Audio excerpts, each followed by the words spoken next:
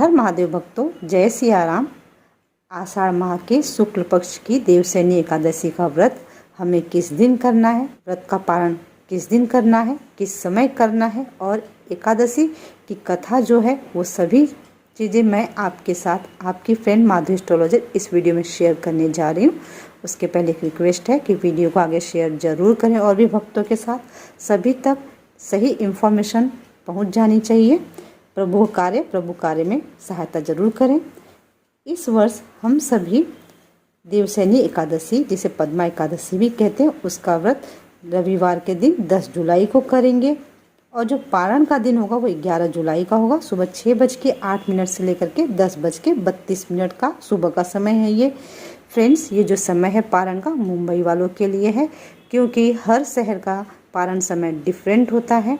आप अपने शहर का पारण समय जानने के लिए मुझे यहाँ यूट्यूब चैनल कमेंट बॉक्स में अपने शहर का नाम बता दें या फिर मेरे व्हाट्सएप नंबर 8691873745 पर मुझे अपने शहर का नाम बता दें। मैं पारण समय आपको बता दूंगी। अब जो कुछ विशेष बातें आपको ध्यान रखनी है। जो एकादशी तिथि है वो 9 जुलाई शनिवार को प्रारंभ हो रही है, शाम को 4:49 पे। विच मीन्स कि जो भी भक्त एकादशी का व्रत धारण करते हैं वो ध्यान रखेंगे कि 10वीं तिथि को 4:40 के बाद से उन्हें ऑनियन, गार्लिक, राइस और नॉनवेज का यूज नहीं करना है। ऐसे आइटम कंज्यूम नहीं करेंगे, पूरा सात्विक भोजन ही आप करेंगे। वैसे भी 10वीं के दिन हमें संध्या समय भोजन नहीं करना चाहिए, परंतु इतना लंबे समय तक हम भूखे नहीं रह सकते हैं। तो अगर आप भोजन कर रहे हैं तो आपको सात्विक भोजन ही करना चाहिए, इस बात को याद रखें। चातुर्मास व्रत क्या होता है, प्रभु जी को हमें किस विधि से शयन कराना चाहिए, ये सभी इन्फॉर्मेशन मैं आपके साथ शेयर करूंगी, परंतु दूसरे वीडियो में। तो आप मेरे दूसरे वीडियो भी जरूर देखें। ये अब कथा प्रारंभ करते हैं। उसके पहले वह नाम संकीर्तन हो जाए। हरि शरणम श्री हरि शरणम, हरि शरणम श्री हरि शरणम, श्री हरि शरणम श्री हरि शरणम, हरि शरणम श्री हरि शरणम। अथ देवशयनी एकादशी महात्मा। देवशयनी एकादशी को हम सभी पद्मा एकादशी भी कहते हैं। कथा इस प्रकार से है। धर्मराज युधिष्ठिर बोले कि हे भगवान, आषाढ़ माह के शुक्ल पक्ष की एकादशी का क्या नाम है और उस दिन कौन से देवता की पूजा होती है तथा उसकी विधि क्या है, सो सविस्तार पूर्वक कहिए। श्री कृष्ण भगवान बोले, हे राजन, एक समय नारद जी ने ब्रह्मा जी से यह प्रश्न पूछा था। तब ब्रह्मा जी बोले कि हे नारद, इस एकादशी का नाम पद्मा भी है। इसके व्रत करने से विष्णु भगवान प्रसन्न होते हैं। मैं यहाँ एक पौराणिक कथा कहता हूँ, ध्यान पूर्वक सुनो। सूर्यवंशी मानधाता नाम का एक राजसी था। अथ देवशयनी एकादशी महात्म्य। देवशयनी एकादशी को हम पद्मा एकादशी के नाम से भी जानते हैं। धर्मराज युधिष्ठिर बोले कि हे भगवान, आषाढ़ माह के शुक्ल पक्ष की एकादशी का क्या नाम है और उस दिन कौन से देवता की पूजा होती है तथा उसकी विधि क्या है, सो सविस्तार पूर्वक कहिए। श्री कृष्ण भगवान बोले, हे राजन, एक समय नारद जी ने ब्रह्मा जी से यह प्रश्न पूछा था। तब ब्रह्मा जी बोले कि हे नारद, इस एकादशी का नाम पद्मा है। इसके व्रत करने से विष्णु भगवान प्रसन्न होते हैं। मैं यहाँ एक पौराणिक कथा कहता हूँ, ध्यान पूर्वक सुनो। सूर्यवंशी मानधाता नाम का एक राजसी था। एक समय उस राजा के राज्य में 3 वर्ष तक वर्षा न हुई। तब सूर्यवंशी मानधाता नाम का एक राजसी था। एक समय उस राजा के राज्य में 3 वर्ष तक जल न बरसा, जिससे राज्य में अकाल पड़ गया और प्रजा अन्न की कमी के कारण अत्यंत दुखी रहने लगी। एक दिन प्रजा राजा के पास जाकर प्रार्थना करने लगी कि हे राजन, समस्त विश्व की सृष्टि का मुख्य कारण वर्षा है। इसी वर्षा के अभाव से राज्य में अकाल पड़ गया है और अकाल से प्रजा मर रही है। हे राजन, आप कोई ऐसा उपाय बताइए जिससे हम लोगों का दुख दूर हो। इस पर राजा मांधाता बोले कि आप लोग ठीक कह रहे हैं, वर्षा से ही अन्न उत्पन्न होता है, वर्षा न होने से आप लोग बहुत दुखी हैं। राजा के पापों के कारण ही प्रजा को दुख भोगना पड़ता है। मैं बहुत सोच विचार कर रहा हूँ, फिर भी मुझे अपना कोई दोष नहीं दिखाई दे रहा है। मैं आप लोगों के दुख को दूर करने के लिए बहुत यत्न भी कर रहा हूँ। ऐसा कहकर राजा मांधाता भगवान की पूजा कर कुछ मुख्य आदमियों को साथ में लेकर वन को चल दिए। वहाँ वह ऋषियों के आश्रम में घूमते घूमते अंत में ब्रह्मा के पुत्र अंगिरा ऋषि के पास पहुँचे। वहाँ मुनि अभी नित्य कर्म से निवृत्त हुए थे। राजा ने उनके सम्मुख प्रणाम किया और मुनि से आशीर्वाद देने के लिए कहा। तब मुनि ने अपना आशीर्वाद दिया और बोले, हे राजा, आप कुशल पूर्वक तो हैं तथा आपकी पूजा भी कुशल पूर्वक होगी। आप इस स्थान पर कैसे हैं सो कहिए। राजा बोले कि हे महर्षि, मेरे राज्य में 3 वर्ष से वर्षा नहीं हो रही है, इससे अकाल पड़ गया है और प्रजा महान दुख भोग रही है। प्रजा के कष्ट को दूर करने के लिए कोई उपाय बतलाइए। इस पर वह ऋषि बोले, हे राजन, यह सतयुग सब युगों में श्रेष्ठ है। इसमें धर्म के चारों चरण सम्मिलित हैं, अर्थात इस युग में धर्म की सबसे बड़ी अधिक उन्नति है। इस युग में ब्राह्मणों का तपस्या करना तथा वेद पढ़ना ही मुख्य अधिकार है। परंतु आपके राज्य में एक शूद्र इस युग में भी तपस्या कर रहा है। इस दोष के कारण आपके राज्य में वर्षा नहीं हो रही है। यदि आप प्रजा का भला चाहते हैं तो शूद्र को मार दीजिए।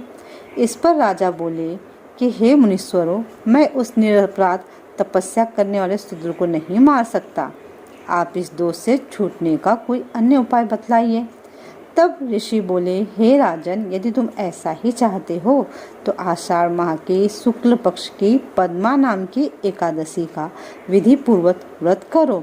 इस व्रत के प्रभाव से तुम्हारे राज्य में वर्षा होगी और प्रजा सुख पावेगी, क्योंकि इस एकादशी का व्रत सब सिद्धियों को देने वाला है और उपद्रवों को शांति करने वाला है।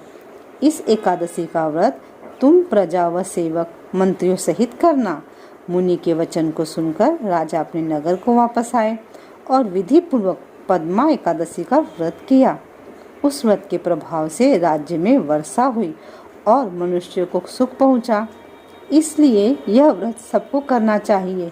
यह व्रत इस लोक में भोग और परलोक में मुक्ति देने वाला है। इसकी कथा पढ़ने व सुनने से मनुष्य के समस्त पाप नष्ट हो जाते हैं। इस एकादशी को देवशयनी एकादशी भी कहते हैं और इस व्रत को करने से विष्णु भगवान प्रसन्न होते हैं। अतः मोक्ष की प्राप्ति के लिए मनुष्यों को भी यह व्रत करना ही चाहिए। चातुर्मास व्रत भी इस एकादशी के व्रत से शुरू किया जाता है। कुंती पुत्र युधिष्ठिर बोले कि हे भगवान, विष्णु भगवान का शयन व्रत किस प्रकार किया जाता है, सब कृपा पूर्वक कहिए। श्री कृष्ण बोले, हे राजन, अब मैं आपको विष्णु के शयन का व्रत कहता हूँ और साथ ही चातुर्मास व्रत को भी कहता हूँ। आप ध्यान पूर्वक सुनिए। जब सूर्य नारायण कर्क राशि में स्थित हों तथा विष्णु भगवान को उस समय शयन कराना चाहिए और सूर्य नारायण के तुला राशि के आने पर भगवान को उठाना चाहिए। अधिक मास के आने पर भी यह विधि वैसे ही रहती है। इस विधि से अन्य देवताओं को शयन नहीं कराना चाहिए, ना ही उठाना चाहिए। आषाढ़ माह के शुक्ल पक्ष की एकादशी का विधि पूर्वक व्रत करना चाहिए और उस दिन विष्णु भगवान की प्रतिमा बनानी और चातुर्मास व्रत का नियम धारण करना चाहिए। सबसे प्रथम उस प्रतिमा को स्नान करावें, फिर सफेद वस्त्रों को धारण कराकर तकियादार सैया पर शयन करावें। वह धूप, दीप, नैवेद्य आदि से पूजा करनी चाहिए। भगवान का पूजन शास्त्र ज्ञाता ब्राह्मणों के द्वारा कराना चाहिए। तत्पश्चात भगवान विष्णु की स्तुति करनी चाहिए। हे भगवान, मैंने आपको शयन कराया है। आपके शयन से संपूर्ण विश्व सो जाता है। मेरी आपसे हाथ जोड़कर विनय है कि अब आप जब 4 मास तक शयन करें तो मेरे चातुर्मास वक्त को निर्विघ्न पूरा करावें। इस तरह विष्णु भगवान की स्तुति करके शुद्ध भाव से मनुष्य को दातुन आदि के नियमों को ग्रहण करना चाहिए। विष्णु भगवान के व्रत को शुरू करने के 5 काल वर्णन किए गए हैं। देवशयनी एकादशी से लेकर देवोत्थान एकादशी तक चातुर्मास व्रत को करना चाहिए। द्वादशी, पूर्णमासी, अष्टमी या संक्रांति को व्रत प्रारंभ करना चाहिए और कार्तिक माह के शुक्ल पक्ष की द्वादशी को समाप्त करना देना चाहिए। इसके व्रत से समस्त पाप नष्ट हो जाते हैं। जो मनुष्य इस व्रत को प्रतिवर्ष करते हैं वह सूर्य के समान दीप्यमान विमान पर बैठकर विष्णु लोक को जाते हैं। हे राजन, अब आप इसका पृथक पृथक फल सुने। जो मनुष्य देव मंदिरों में रंगीन बेल बूटे बनाता है उसे 7 जन्म तक ब्राह्मण की योनि मिलती है। जो मनुष्य चातुर्मास के दिनों में विष्णु भगवान को दही, दूध, घी, शहद और मिश्री के द्वारा स्नान कराता है वह सौभाग्यशाली वैभवशाली होकर सुख भोगता है। जो मनुष्य श्रद्धा पूर्वक भूमि, स्वर्ण, दक्षिणा आदि ब्राह्मणों को देता है वह स्वर्ग में जाकर इंद्र के समान सुख भोगता है। जो विष्णु भगवान की स्वर्ण प्रतिमा बनाकर धूप, दीप, पुष्प, नैवेद्य आदि से भगवान की पूजा करता है वह इंद्रलोक में जाकर अक्षय सुख को भोगता है। जो मनुष्य चातुर्मास के अंदर नित्यपति तुलसी जी भगवान को अर्पित करता है या स्वर्ण की तुलसी अर्पित करता है वह स्वर्ण के विमान पर बैठकर विष्णु लोक को जाता है। जो मनुष्य विष्णु भगवान की धूप, दीप, नैवेद्य से पूजा करते हैं उनको अनंत संपत्ति मिलती है। जो मनुष्य इस एकादशी से कार्तिक के महीने तक पीपल के वृक्ष और विष्णु जी की पूजा करते हैं उनको विष्णु लोक की प्राप्ति होती है। इस चातुर्मास व्रत में जो मनुष्य संध्या के समय देवताओं तथा ब्राह्मणों को दीपदान करते हैं तथा ब्राह्मणों को सोने के कमल के वस्त्र देते हैं और विष्णु लोक को जाते हैं। जो मनुष्य भक्ति पूर्वक भगवान का चरणामृत लेते हैं वह इस संसार के आवागमन के चक्र से छूट जाते हैं। जो विष्णु मंदिर में नित्य प्रति 108 बार गायत्री मंत्र का जाप करते हैं वह पापों में लिप्त नहीं होते हैं। जो मनुष्य पुराण तथा धर्मशास्त्र को सुनते हैं और वेद पाठी ब्राह्मणों को वस्त्रों तथा स्वर्ण सहित उनका दान करते हैं वे दानी, धनी और ज्ञानी और कीर्तिमान होते हैं। जो मनुष्य विष्णु भगवान या शिव जी का स्मरण करते हैं और अंत में उनकी प्रतिमा दान करते हैं वह सब पापों से रहित होकर गुणवान बनते हैं। जो मनुष्य सूर्य नारायण को अर्घ्य देते हैं और समाप्ति में स्वर्ण रक्त गौदान करते हैं उनको पूरी आयु की स्वस्थ देह प्राप्त होती है, साथ ही कीर्ति, धन और बल भी पाते हैं।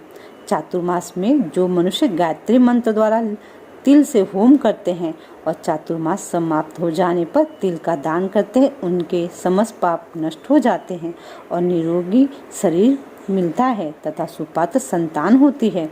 जो मनुष्य चातुर्मास व्रत में अन्न से होम करते हैं और समाप्त हो जाने पर घी, घड़ा और वस्त्रों का दान करते हैं वह ऐश्वर्यशाली होते। जो पीपल वृक्ष की पूजा करते हैं तथा अंत में स्वर्ण सहित वस्त्रों का दान करते हैं उनके समस्त पाप नष्ट हो जाते हैं।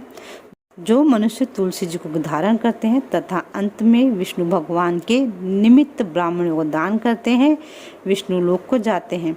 जो मनुष्य चातुर्मास व्रत में भगवान के शयन के उपरांत उनके मस्तक पर नित्यप्रति दूध चढ़ाते हैं और अंत में स्वर्ण की दुर्वा दान करते हैं तथा दान देते समय जो इस प्रकार स्तुति करते हैं कि हे दुर्बे, जिस भांति इस पृथ्वी पर शाखाओं, छोटी शाखाओं सहित फैली हुई हो उसी प्रकार मुझे भी अजर अमर संतान दो। ऐसा करने वाले मनुष्य के सब पाप छूट जाते हैं और अंत में स्वर्ग को जाते हैं। जो शिव जी का विष्णु भगवान के देवालय में गान करते हैं उन्हें रात्रि जागरण का फल मिलता है। जो मनुष्य चातुर्मास व्रत करते हैं उनको उत्तम ध्वनि वाला घंटा दान करना चाहिए। घंटा दान करने के उपरांत उसको भगवान की इस प्रकार स्तुति करनी चाहिए कि हे भगवान, हे जगतपति, आप पापों का नाश करने वाले हैं। आप मेरे करने योग्य कार्यों को न करने और न करने योग्य कार्यों को करने से जो पाप उत्पन्न हुए हैं उसको नष्ट कीजिए। चातुर्मास व्रत के अंदर जो नित्यप्रति ब्राह्मणों का चरणामृत पान करते हैं वे समस्त पापों तथा दुखों से छूट जाते हैं और वे आयुमान लक्ष्मीवान होते हैं। चातुर्मास व्रत के समाप्त हो जाने के बाद 2 गौदान करनी चाहिए। यदि गौदान न कर सके तो वस्त्रदान अवश्य करना चाहिए। जो ब्राह्मण को नित्य प्रति नमस्कार करते हैं उसका जीवन सफल हो जाता है, समस्त पापों से छूट जाते हैं। चातुर्मास व्रत की समाप्ति में जो ब्राह्मणों को भोजन कराता है उसकी आयु तथा धन की वृद्धि होती है। जो मनुष्य अलंकार दक्षिणा को दान करते हैं वह चक्रवर्ती आयुवान पुत्रदान राजा होते हैं और स्वर्ग लोकों में प्रलय के अंत तक इंद्र के समान राज्य करते हैं। जो मनुष्य सूर्य भगवान तथा गणेश जी को नित्य नमस्कार करते हैं उनकी आयु तथा लक्ष्मी बढ़ती है। और यदि गणेश जी की प्रसन्न हो जाए, उनकी प्रसन्नता प्राप्त हो जाए तो मनोवांछित फल पाते हैं। गणेश जी और सूर्य जी की प्रतिमा ब्राह्मण को दान देने से सब काम में सिद्ध होती है। जो मनुष्य दोनों ऋतुओं में महादेव जी की प्रसन्नता के लिए रूपा दान करते हैं या जो प्रतिदिन तिल और वस्त्रों के साथ तांबे का पात्र दान करते हैं उनके यहाँ स्वस्थ सुंदर शिवभक्त पुत्र रत्न उत्पन्न होते हैं। चातुर्मास व्रत की समाप्ति पर चांदी पात्र या तांबा पात्र गुड़ और तिल के साथ दान करना चाहिए। जो मनुष्य विष्णु भगवान के शयन करने के उपरांत यथाशक्ति वस्त्र और तिल के साथ स्वर्ण दान करते हैं उनके समस्त पाप नष्ट हो जाते हैं और इस लोक में भोग तथा परलोक में मोक्ष दोनों प्राप्त होते हैं। जो मनुष्य ब्राह्मणों की धूप पुष्प से पूजा करते हैं और अन्न वस्त्र दान देते हैं तथा चातुर्मास व्रत के समाप्त होने पर शय्या दान करते हैं उनको अक्षय सुख मिलता है और कुबेर के समान धनवान होते हैं। वर्षा ऋतु में जो गोपी चंदन देते हैं उस पर भगवान प्रसन्न होते हैं और इस लोक में भोग तथा परलोक में मुक्ति पाते हैं। चातुर्मास व्रत में भगवान के शयन करने पर गुड़ अथवा शक्कर का दान देते हैं और व्रत के समाप्त हो जाने पर इस प्रकार उद्यापन करते हैं तथा 4 पल या 8 पल वाले तांबे के 8 पात्र या 48 पल का एक तांबे का पात्र लेकर उसमें शक्कर भरकर तथा वस्त्र फल दक्षिणा सहित ब्राह्मण को देना चाहिए। शक्कर सहित तांबे का पात्र सूर्य को प्रिय है, इससे मनुष्य के समस्त रोग नष्ट हो जाते हैं। उसके दान के प्रभाव से बलवान कीर्तिवान संतान उत्पन्न होती है जो मनोवांछित फल प्राप्त देने वाली है। हे कुंती पुत्र, इस चातुर्मास व्रत को करने वाला मनुष्य गंधर्व विद्या में निपुण और स्त्रियों को प्रिय होता है। जो मनुष्य चातुर्मास व्रत में ब्राह्मणों को साग फल आदि देते हैं और अंत में यथाशक्ति दान दक्षिणा वस्त्र आदि देते हैं वह सुखी राजा योगी बनते हैं। साग और फल से देवता प्रसन्न होते हैं, अतः उनको देने से देवता प्रसन्न होते हैं।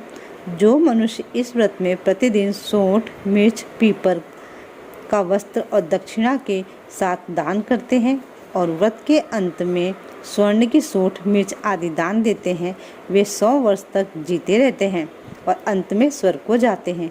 जो मनुष्य बुद्धिमान ब्राह्मण को मोती दान करता है वह कीर्ति को प्राप्त करता है। जो मनुष्य इस व्रत में तांबुक का दान करते हैं और तांबुक खाना छोड़ देते हैं और अंत में लाल वस्त्र ब्राह्मण को दान करते हैं वह अगले जन्म में सौंदर्यशाली बनते हैं और निरोगी बुद्धिमान भाग्यवान तथा सुंदर वाणी वाले होते हैं।